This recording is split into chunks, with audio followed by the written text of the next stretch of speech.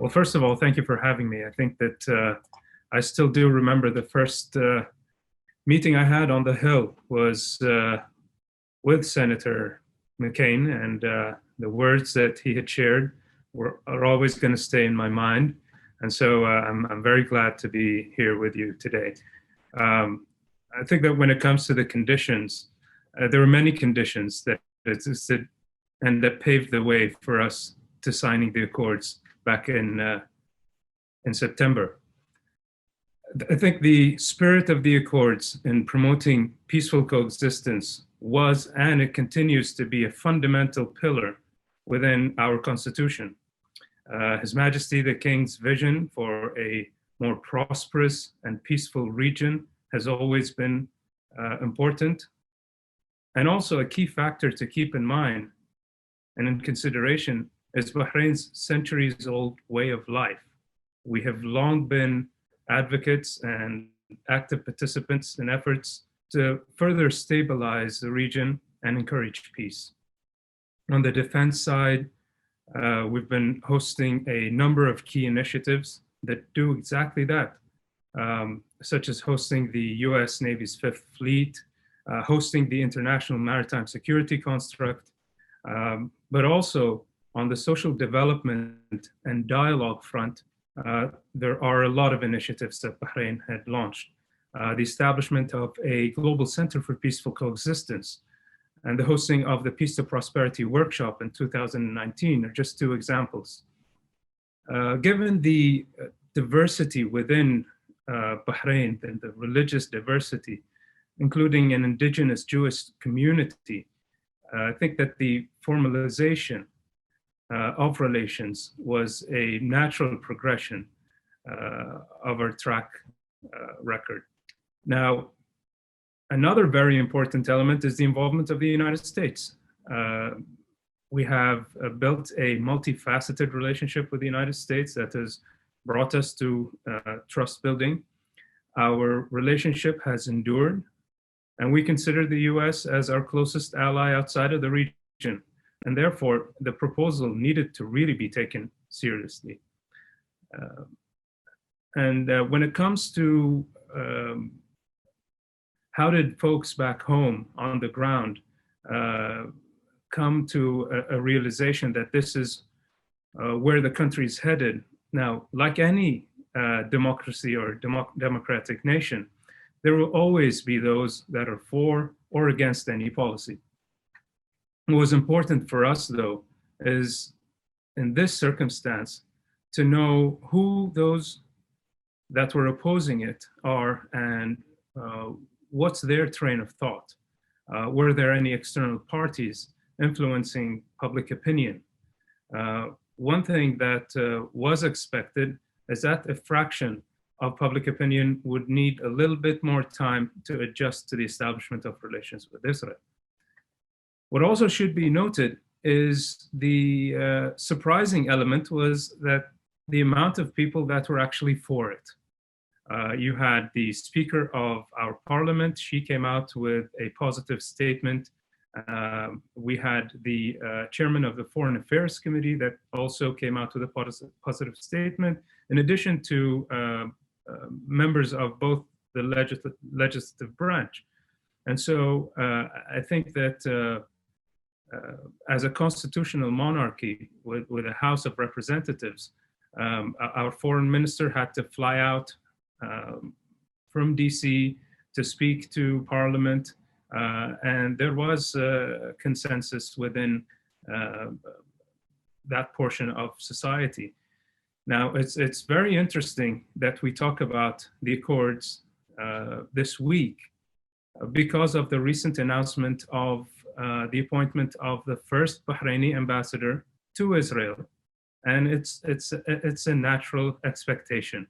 And so I would like to use this platform to wish my colleague, Ambassador Khalid Al-Jalahma, all the success, and I look forward to working with him in the days and weeks to come. Lastly, to close out on your question, I think it's very important to understand that we do not live in a time capsule. We're dealing with a different generation and a different dynamic in the region. And this is why we're seeing a warm peace materialize between Bahrain and Israel and UAE and Israel.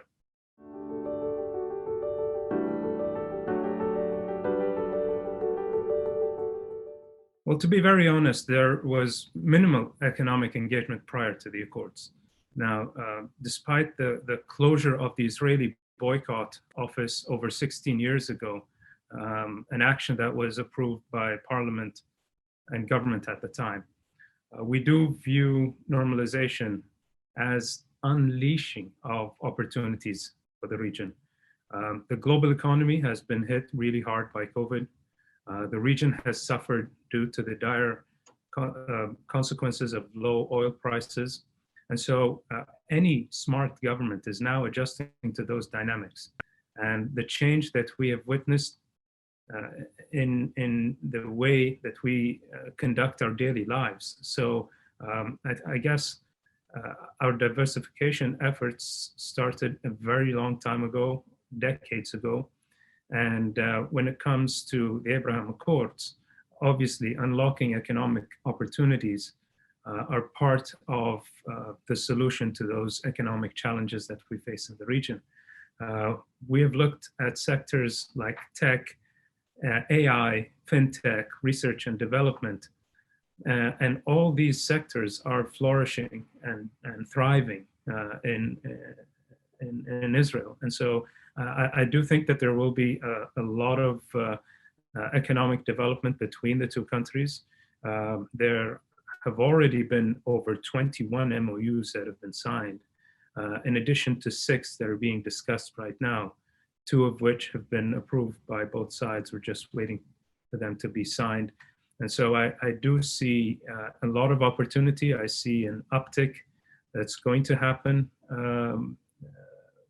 as we move forward with the Accords. But to sum it up, I think I can safely say that economic engagement was particularly non-existent prior to the Accords. Today we have economic discussions that are taking place. There are deals that are being signed. There was a $3 million consultancy contract that was signed between Mekarot and the Electricity and Water Authority back home. As a matter of fact, in the last phone call between His Royal Highness the Crown Prince and Prime Minister Netanyahu, they both spoke about the idea of a vaccine production plant in Israel that Bahrain is interested in partnering up with. So I think there are no limits to what government to government economic progress can show, but also in the private sector, I think that there are a lot of opportunities, and we'll see people working together there as well.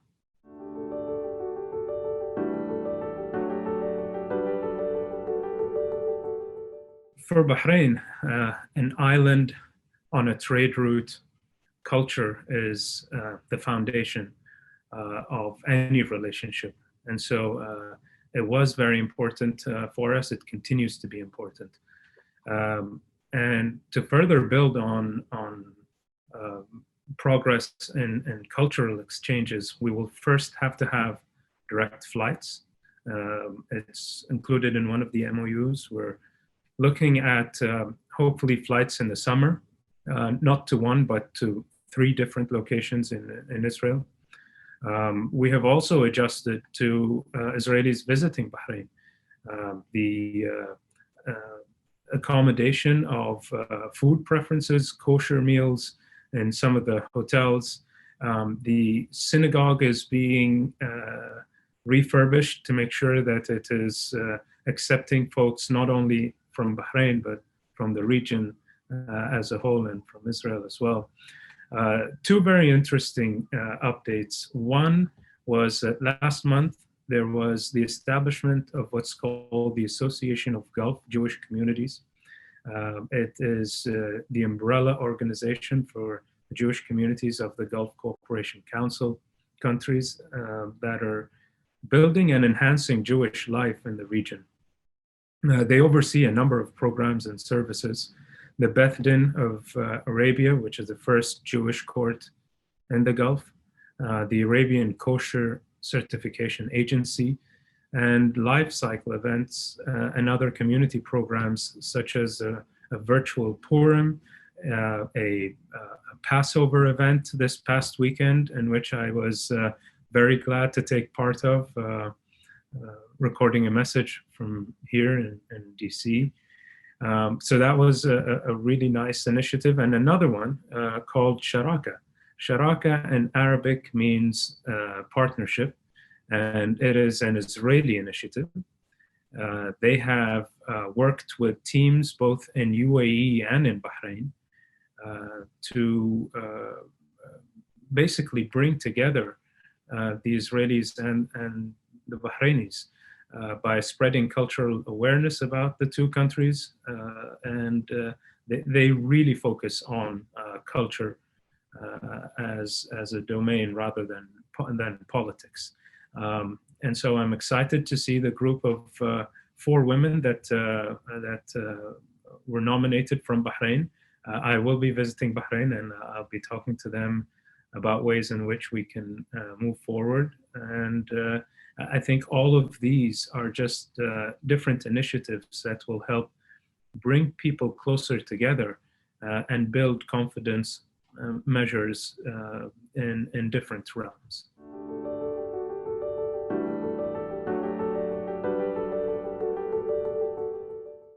Well, I think it's important to note in the beginning that the accords were not signed as a deterrent. It was not aimed at any particular country. And that is why when we look at the MOUs thus far, none of them were security or defense related.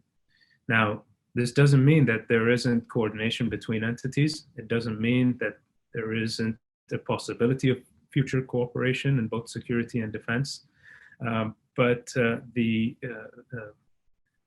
nature of the accords was a very positive and building on hope and spreading hope in the region and trying to improve the lives and qualities of both peoples as we move forward together. Now, one thing to note is that Israel and Bahrain face threats and challenges that are very similar. The weapons and materials that threaten to undermine the security of both our nations are very similar. And so cooperating to share best practices and build resiliency is an important factor in our relationship. And I'm pretty sure that we will be working very closely together on those issues. But when we talk about security cooperation, I think that it is a very broad avenue. One of the other security threats that we face in the region is water security. It's significant to consider water scarcity as being one of the major issues that we're facing in the Middle East. And I'm sure that we will work with the Israelis on issues like them. So I think that it's a broad kind of avenue, and we look forward to working with them and other allies and partners from the region and outside of the region to bolster our national security interests.